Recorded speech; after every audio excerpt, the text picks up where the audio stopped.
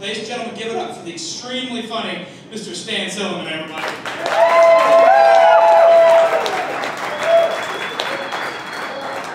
Keep it going for Justin Smith. Come on now, we did great. And let's have another hand for all the open micers you heard tonight. I'm going to talk a little bit more about them later. But I want to tell you, my prostate is as big as a grapefruit.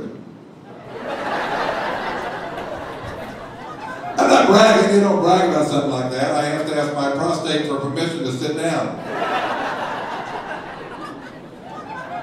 When I go to the bathroom, I take a magazine with me to pee. I can have my prostate taken out, but then what would I do for an opener? Yeah. All right, let's be honest. How many are shocked I'm still awake? I once fell asleep during the rectal examination. That's when they kicked me out of proctology school. But my bro made it, Doc Proc we call him. He's got one of those bumper stickers. Backsides bought this, buddy. Which was better than his old bumper sticker, which read, tailgate me now, wait till I get you in my office. That was a long-ass bumper sticker. Hung off the bumper of his Ford Pro. Yeah. I recently got one of those colonoscopies. Anybody else have the pleasure? No?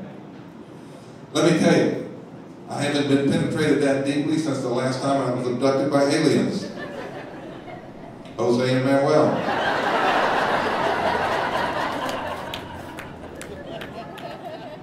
Jose and Manuel. I was recently stopped for speeding, and the police officer asked me why I was going so fast. I said, look at me. You've got my driver's license. I'm old. I'm trying to get there before I forget where I'm going. I got off of a warning ticket. Of course I had to blow him.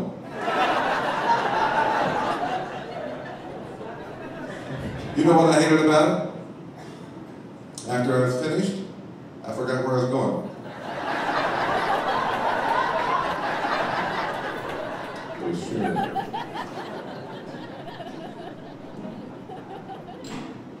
Some of you are looking up here and say, hey, what's this male stripper looking guy doing up here on the comedy stage? Yeah, you guessed it. When I was a little younger, a little harder, a little firmer, I used to be a male stripper. In a troupe of Jewish male strippers, the Serpentales. We gave change. That was our motto. We gave change. We didn't do too much of a bump or a grind. We did more of a shrug and a what for. We were an exciting dance group. When I was stripping, gals gave me a nickname. They called me Guitar Man because my G-string was flat.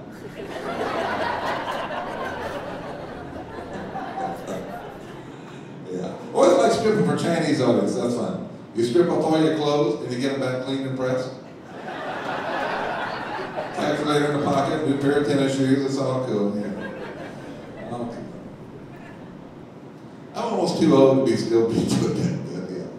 I am old, my wife and I have Social Security sex. Once a month, but you can't live on it.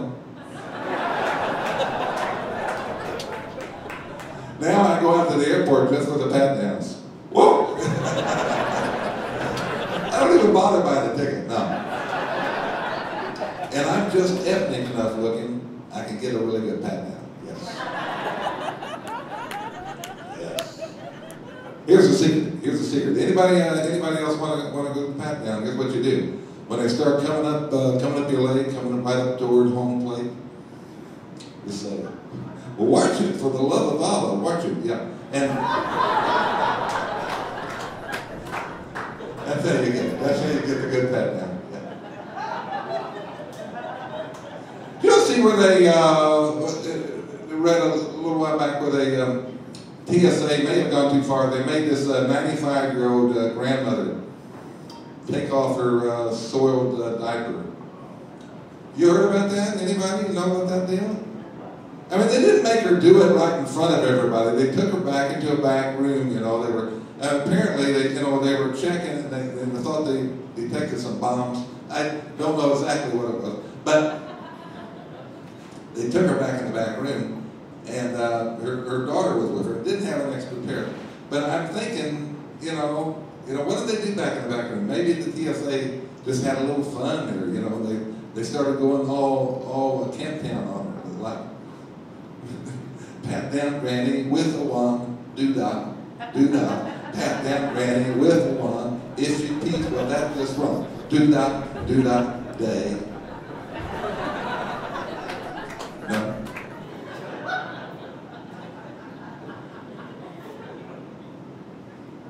I love standing here on Comedy Beach, feeling the waves of laughter wash over me. Must be ebb time. Got into this comedy game because there just weren't enough old Jewish comics in Oklahoma. Come on, crowd, get with it a little bit there. You know, people are so blasé. Like when I killed my mother, said, "Nice show." I mean, that's all she. I hope you didn't think wrong. That's what she said. Nice show. Whenever I. That's a comedian's joke. I will, from now on, I will only tell it to comedians.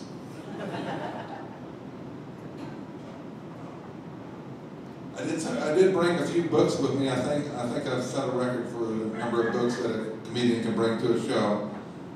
Here I have some. And I brought some because, I don't know, was anybody here last week?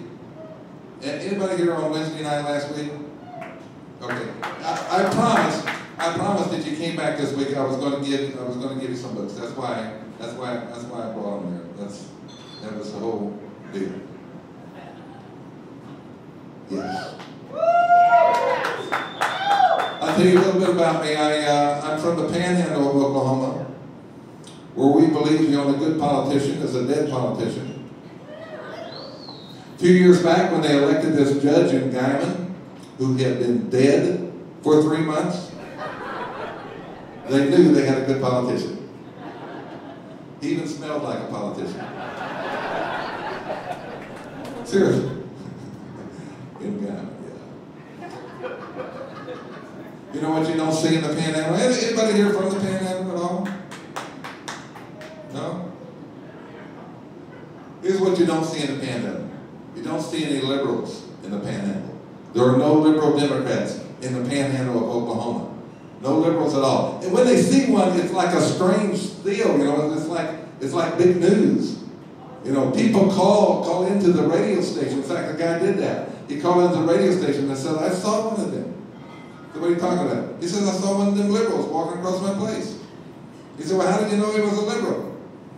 He said, "Well, his knee was jerking. He was one of those knee-jerk liberals." Anything else? He said, "Yeah, he had a big old bleeding heart. He was one of those bleeding heart liberals." I said, "What did he say? Anything to you?" "Yeah," he kept saying, "Quit stabbing me. Quit stabbing me. Quit stabbing me."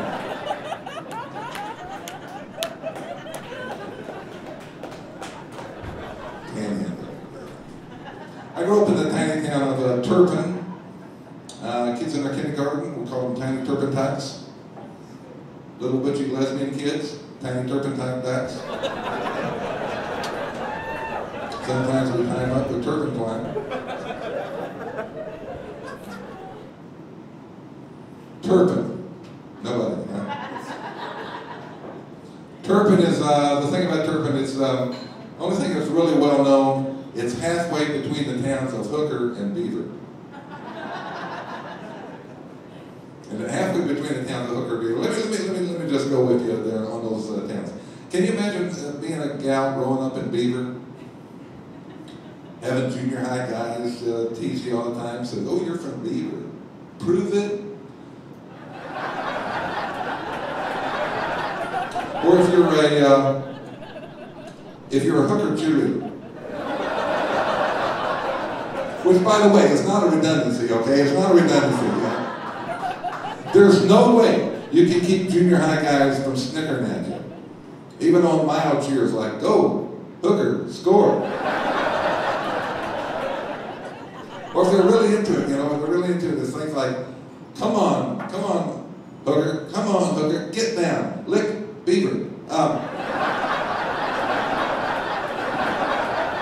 Cheerleaders don't have a chance. I grew up in a large Jewish family, 6 kids. We were trying to pass for Catholic. We were trying to pass for Catholic. Actually, we were Jewish and Polish, which meant we had money, but couldn't find it.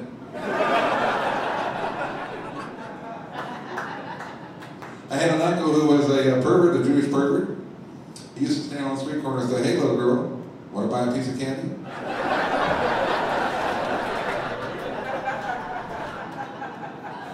Did 3 jokes there, offended 4 groups of people. Yeah? The Jews, the Catholics, the Poles, and the perverts. Yes, 4 groups. Oh, yeah. Guess I'm going to have to wash my car. I went out in the parking lot. Somebody had written on the back of it, I wish my girlfriend was this dirty. So you know what I did? I crossed through the word was and wrote the word were in there because I can't be driving around with bad grammar on my car.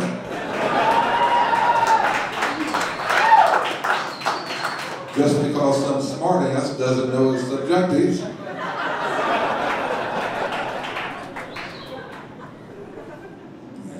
Smartasses, I run into everywhere. You run into smartasses. You probably do too. But let me tell you, for Christmas, a guy sent me gift certificates for BJ's.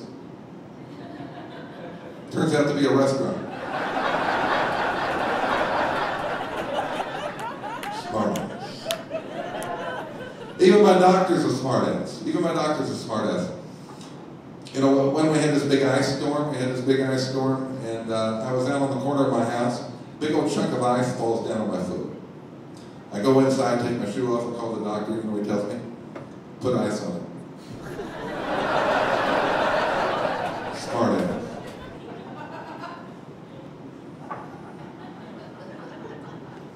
Now you're kind of getting going, that's what I'm like. Kind of getting going, that's good, yeah. Farrah Fawcett picked a bad time to die. Anybody with me on that? Farrah Fawcett picked a bad time to die.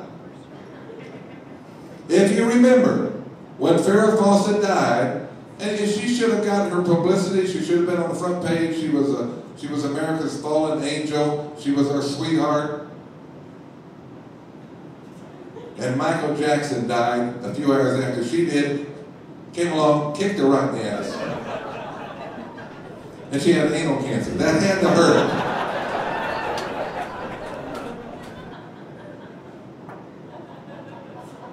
Ray Charles picked a bad time to die. You remember when he died? Anybody remember back Ray Charles? Did you love his music and all that kind of stuff? You loved his music, right?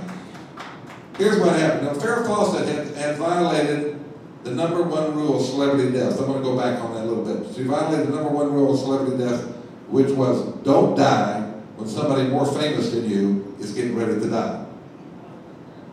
Ray Charles violated the #2 rule of celebrity deaths, which is don't die after somebody more famous than you had already died.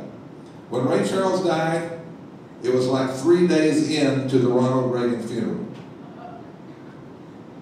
More famous. Ray Charles was on page 43. Everything was Ronald Reagan funeral, all the news, all the deal.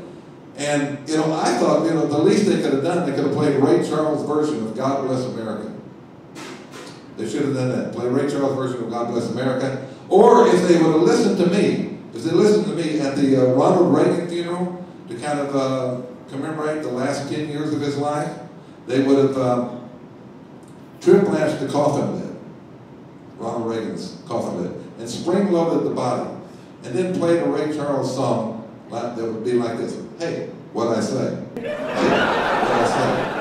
Hey, what'd I say? Okay,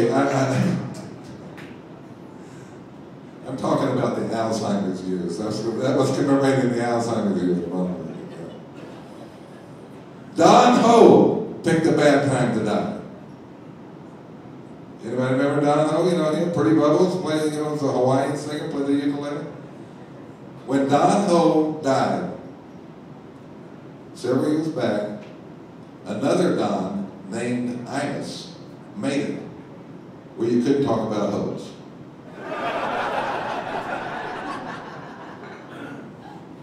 These are kind of intellectual jokes that you'll catch on the way home. You'll get a big kick out of it in about an hour or two. Yeah. You'll get a big kick out of it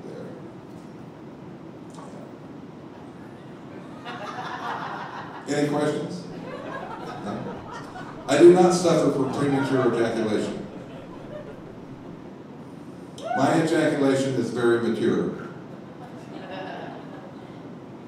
My ejaculation listens to chamber music. My ejaculation watches foreign films with no chase scenes. My ejaculation waits for the mortgage to be paid. If my ejaculation were a money shot, it'd be municipal bonds.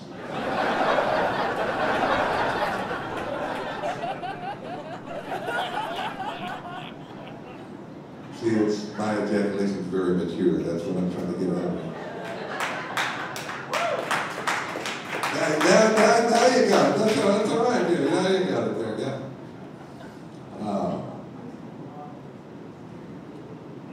People ask me how old I am, and I tell them, when I was born, FDR was president. Franklin Delano Roosevelt.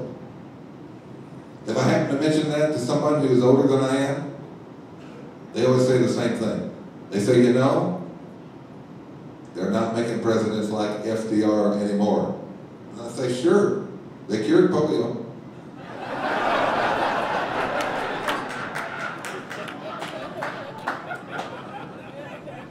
They cured polio. That one kills them in the nursing home. It does, yeah, it kills them there.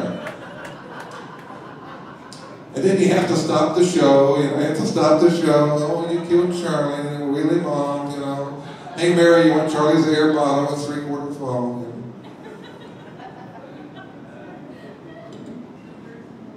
I do some gigs in the nursing home, I do, yeah. Why do I go in there and tell jokes to Alzheimer's patients? Because I can tell the same jokes week after week. And when I'm in the nursing home, I always wear this stupid shirt. That way, if my jokes aren't going over so well, I can always bend over and let them play checkers.